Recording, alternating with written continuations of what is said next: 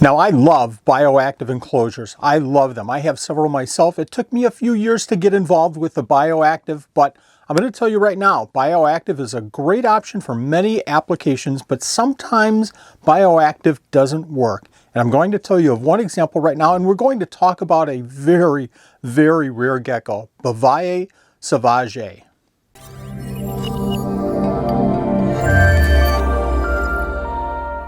That's right. For those of you watching this video, I bet you nobody has ever seen Bavayia sauvagii before.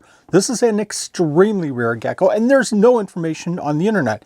In fact, let me check right now. I don't see any videos at all on YouTube for Bavayia sauvagii. Now, I really can't understand why that is, because Bavayias are a great genus of geckos to keep.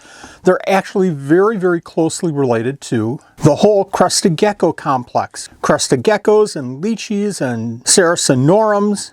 In fact, Bavayia come from the New Caledonia area. And their care is just like crested geckos. If you keep crested geckos, then you would really enjoy keeping Bavayias. Their care is almost exactly the same. No special lighting, no special heat. They eat insects, but they also eat the crested gecko diet. And here's the big selling point. They're a lot smaller.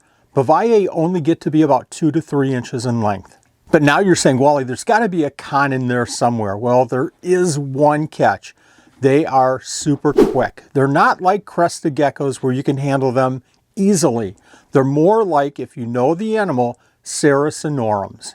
Let's do a quick comparison. If day geckos are the road runners and lightning fast, then Bavayia are the wily coyotes. Not quite as fast as roadrunner, but pretty close.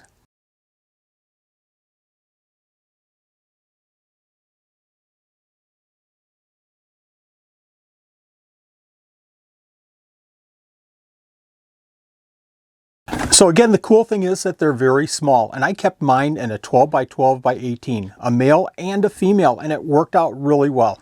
A nicely planted bioactive enclosure. The only problem was I never ever got to see these animals.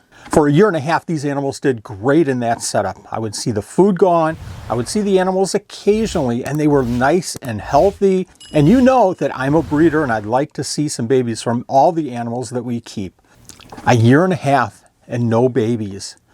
That was a bit frustrating for me, so I had to find a solution. My solution came when I did a deep cleaning of the whole enclosure. I found dried up eggs, and they were buried in places that I would have never ever looked before. So I realized I had to isolate the areas that they would lay their eggs in. And what was my solution? Well, I really hated going away from the bioactive, but here's what I did. I set them up in a 19-quart enclosure. This is really a simple enclosure setup, and I'll show you what's in it. The first component is egg cartons, and I like these because they hold humidity when you miss the enclosure. I put these in, and it gives them a lot of places to hide. I also like plastic plants, and I like some kind of a log, and a hollow cork bark here, and they use this all the time. Finally, a hide. And this is a very simple hide with some koi fiber, some peat moss in the bottom. Put that in, their setup is complete. Other than a food dish. I add a secure top, and we're good to go.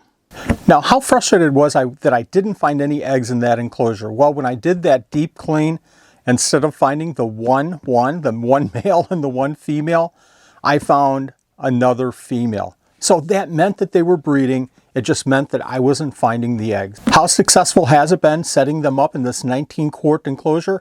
Well, in the last 2 months that they've been set up in here, I've had 2 sets of eggs, and one of the sets hatched, and I have 2 babies. I'm so excited about getting babies from this wonderful gecko. It really proves that sometimes a bioactive setup isn't the best solution, especially in a breeding situation. If your intent is to display these animals, absolutely set them up in a bioactive enclosure. If you're looking to breed these animals, I would strongly suggest setting them up in something smaller without any substrate and give them one place to lay their eggs. And if you're into rare geckos like I am, make sure that you watch this playlist right here because there's going to be a lot of rare geckos in there. I think you'll enjoy it. I hope that Bavayia become more and more popular, more and more available in the hobby because these are wonderful, wonderful, easy to keep, beautiful babies, really super cool animals. They need to be in the hobby more. Thanks for watching.